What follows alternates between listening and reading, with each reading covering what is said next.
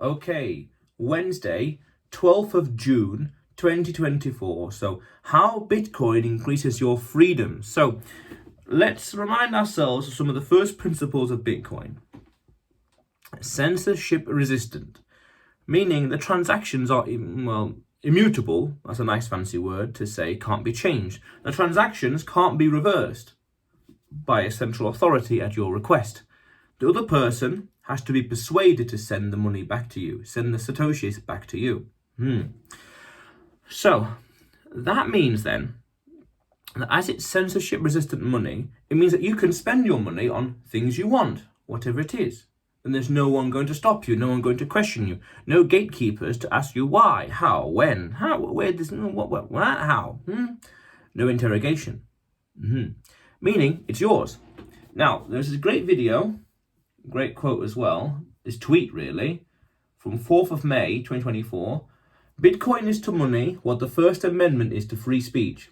Now, I want to do a video about that as well in the future, but it's quite poignant to this, quite relevant to this video here. So, Bitcoin allows you to buy and transact, spend money without anyone stopping you. That's powerful because you could say that your ability to buy things is freedom of speech. I want this, I want that, I don't want this. I want 2 of those, I want none of those, I want one of those next month, so to speak. That ability. When you deny that ability, fundamentally, if you follow the logic, it's a challenge to your life. If you can't buy food, why? Or you did something a month ago or a year ago, and now problems on your account, this and that and that and this. Fair enough. Or even you want to vote for something, or you want to donate to something, this cause or that cause, but that's not politically appealing or a political favourite at the time. What's going to happen? You tell me what's going to happen. Case in point, in November, December, or January, early 2022, that's it. Yes, I remember this, but when was it exactly? February 2022, there was the Canadian trucker protests. They were protesting a certain illness at the time and restrictions about it.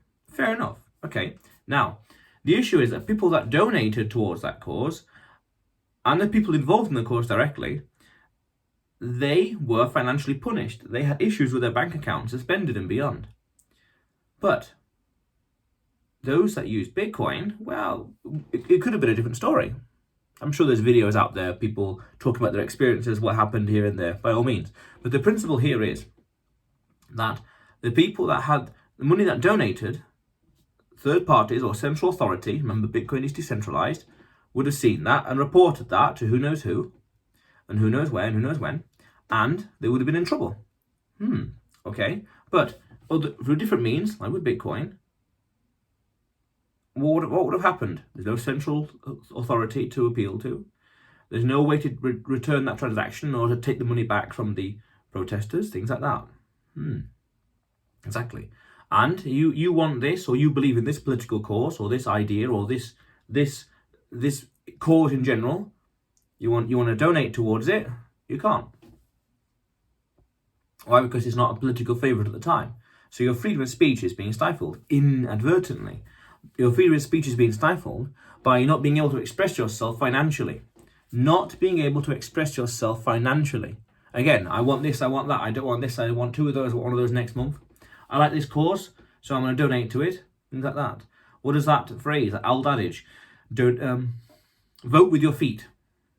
Vote with your dollar. I don't like them. I'm going to ignore them, that company, that business. I want to boycott them by not buying it. Okay, I'm going to go over here and buy theirs. Buy from them. What does that mean? What does that tell you? So, it increases our freedoms because it allows us to express ourselves, our freedom of speech, by what we can and can't buy. Again, trucker protests and Bitcoin is to freedom of speech. The First Amendment, no, what was it quite exactly? Bitcoin is to money what the First Amendment is to free speech. Now, I want to do another video on that in the future, but one video at a time. Yeah. But it's worth understanding this.